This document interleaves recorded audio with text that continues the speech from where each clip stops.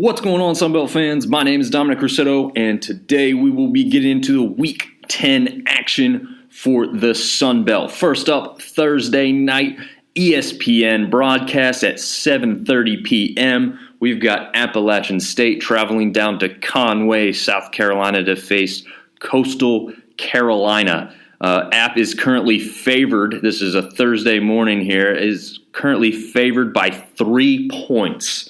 A little bit surprising to me with Coastal coming in with a 7-1 record and App being with that 5-3 record. I would say that they are maybe basing a lot of that on past history. App leads the all-time series 7-1. So they looking at that statistic, obviously it kind of makes sense, but pairing the eye test, I just don't know. I mean, this game is much of a toss-up to me at this point.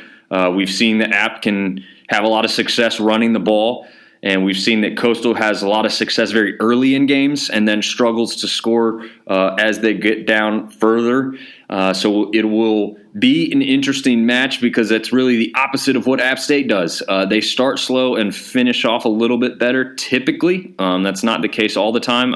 They had a very Coastal Carolina-like game against James Madison earlier this year where they scored all their points in one quarter and then went scoreless the rest. Almost what Coastal did last week against Marshall, which was score 21 in the first quarter and then only add a field goal there towards the end of the game. So it will be a very interesting game to watch. There's a lot of things that could go different ways. I don't know if I have a prediction of how it's going to go exactly, but obviously I do have a score prediction. So I'm going to favor App State here. I got to think that they just know they have to have this one to have any chance at a conference title. Coastal's kind of right there. Obviously, they haven't had as many losses in conference as App has, so they are in a little bit better position. And if they do drop this one, they could still stand a chance if App loses another one. So I'm going to favor App State in this one, 32-28. This one could come right down to the wire. I guess it could come down to all these points being scored early on in the game, and then maybe somebody can score towards the end to take the lead. It could come down to a field goal. I'm not sure, but I know without a shadow of a doubt, I'm pretty sure this game is going to be a very close, very hard-fought battle as these two teams continue to show that this could be a growing rivalry as we keep going down in Sunbelt history. Next up, we will go to the Saturday games as Marshall goes to ODU to play at 2 p.m. on ESPN+. That game favors Marshall right now by 3 points. This is a pretty even matchup coming in. You've got Marshall at 4-4, Old Dominion at 3-5, and we know that Old Dominion's coming off a very disappointing loss in their minds to Georgia State from last week. Marshall's also coming off probably a disappointing loss for most of their fan base in that game against Coastal. So both of these teams want to get right back on track and see what they can do in this one to improve their standings and still have a shot at a conference championship game. You're looking at the standings as we have them now. These two teams are technically at the bottom of the East. So everything has to go right from here on out in order to kind of get to that championship game. But it's probably not impossible. I'd say Marshall's probably less likely. They've got the 3 conference losses. They're the only team on the east side that has 3 conference losses. So they have the most work to do. ODU's got a little bit easier of a path because everybody but Coastal's got 2 conference losses over there at this point. So this one, you got to think that this one's going to be just as hard fought as the previous one. I actually have this one possibly being a field goal game, a really last-second winner here in this one as well. I do favor ODU in this one, though. I just think they've got the better offense at this point. Not by a lot, but I think they've got the better offense. I'm going to go with ODU 24, Marshall 21. Next up, 3 p.m. kick, also ESPN+. We've got Georgia State traveling down to Southern Miss. Georgia State coming in off that impressive victory over ODU last week. Southern Miss coming off probably even a more impressive victory over Louisiana on that west side of the bracket. And now Southern Miss is sitting tied atop the West with only one conference loss along with South Alabama and Troy. And they're sitting pretty good. And this is going to be a game that Southern Miss feels like they have to have and need to have and should have. But Georgia State's going to come in feeling much of the same way. They're not out of the race in the East, so they have to have this one to stay on track and have a shot there towards the end. It'll be interesting to see if Georgia State can have as much success running the ball as they have against some other opponents this year. With that Southern Miss defense, it's not going to be easy. You saw how Louisiana struggled to get the ball running last week and even had a fumble there, some interceptions. So I got to think that this one favors Southern Miss. But again, we're coming down to the crunch time. Every team has to have a win and wants to have a win. I see this one playing out pretty close because I've thought Georgia State could be stronger at this point in time. Maybe they've started to finally turn that corner, but I'm still going to go favor the Southern Miss Golden Eagles on this one, 31, Georgia State 24. Next up, 4 p.m. kick. Also, again, ESPN Plus. Pitt South Alabama going down to Statesboro to face Georgia Southern. This one should be one heck of a game. I'm calling this one as my game of the week. This Pitt South Alabama, who is 6-2 versus the Eagles 5-3 on the year. Again, both of these teams fighting for a spot in a conference championship game. Georgia Southern's got a little bit more work to do, but they're playing at home. I think that's why this spread is so close. But we've seen South Alabama go up against the likes of UCLA, who's been a great team throughout this season. They could have and maybe should have beaten them.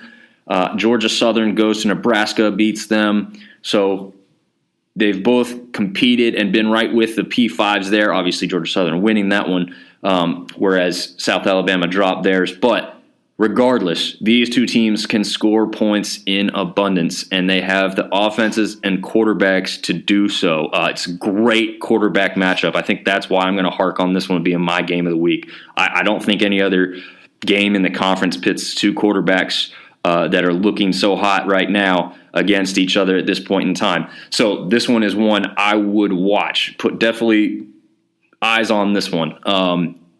You've got good secondaries, so there could be some mistakes made by the quarterbacks, but you know for a fact they're going to be throwing all over the field. There's going to be abundance of points scored in this one, but I think that there's going to be the option and the attempt to control the clock because it's going to become a factor. So I don't see anything too crazy here. If you look at their, rough averages of scores, I'm going to call this one as a close nail biter. But again, Georgia Southern's got something crazy that happens when they play big opponents at home. I'm going to favor Georgia Southern 28, South Alabama 27. 1 point difference. What a game that would end up being if we get that.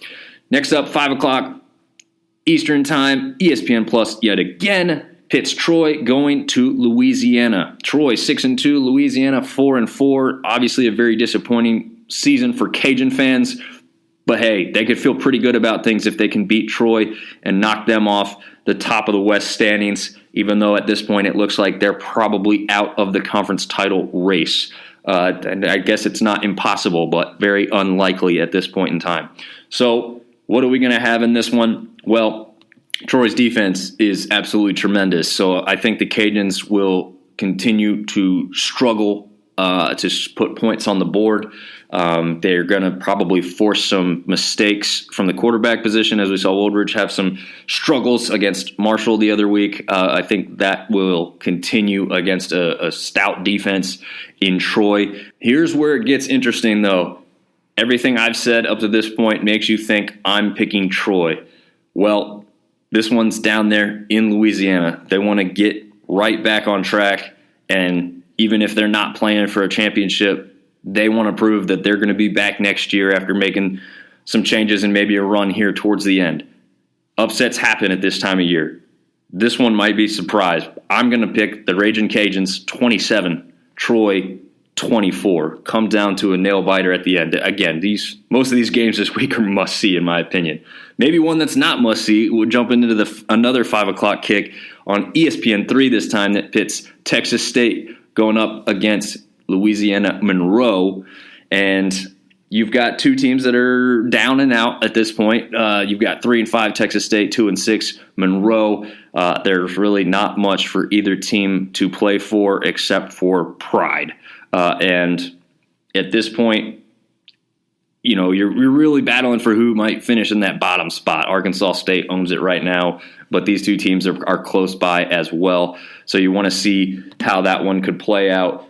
I would say I'd favor Texas State in this one from what I've seen as far as eye test goes. Monroe went up to Army and had a really disappointing game against them. I think Texas State is probably on par with Army, if not better. So I'm going to quickly go over this one and say Texas State takes this one 31, ULM 17. Round out the nightcap, 7:30 p.m. kick, ESPNU. We've got James Madison coming off the bye, going to play Louisville. Louisville has had a pretty much disappointing season. I mean, their record is 5-3, so that doesn't look awful. And they just somehow came away with some miraculous game last week against Wake Forest. Everybody and all the line and all the money favored Wake Forest to cover and score all the points they were predicted to do. And if you look at the statistics, somehow I think Louisville had 6 turnovers and still won the game by, 20-some points, something crazy. It was a shocker of a game. James Madison's coming in there off of that extended break, and they're going to be playing a P5 game inside that stadium, which I don't know, at this point in time, with Louisville being a little under what they thought they could be, and they're bringing in a team that's new to the FBS, I don't know how the home crowd's going to react to that. I don't know if it's going to be a crazy atmosphere. It's probably not going to be a sellout. But James Madison is a team that deserves respect here. They're coming in 5-2. They've overperformed my expectations already in this season. I think they can keep this one respectable, and I think they're going to force Louisville to really do some things they might not want to do early on in the game. But I think ultimately Louisville, especially after Laxley's performance, even with all the mistakes they made, they overcame them. I think they'll probably be able to do the same thing again this week. But I think JMU gets going probably a little bit more towards the end because of this extended layoff. Not obviously that's a big hit for that JMU offense, but they should have some success running the ball, and even having the quarterback take the mantle on getting some of those short yardage gains when the wide receivers are covered up and the running game may not be working just yet. So I am ultimately going to favor Louisville in this one, 38, JMU 24. That will round out the week. I already cracked my Red Bull. I'm headed down to Conway, South Carolina for this App State Coastal game. Excited to see this one in person. Can't wait to see how it plays out. Know the atmosphere is going to be tremendous. Hopefully the student section in Coastal's down there going crazy, and that comes across on television for all the viewers who are going to try and catch this one.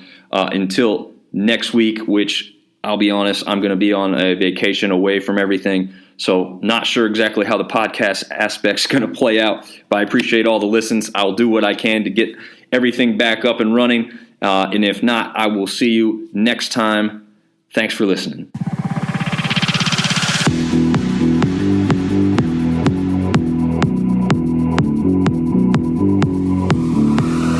Sunbelt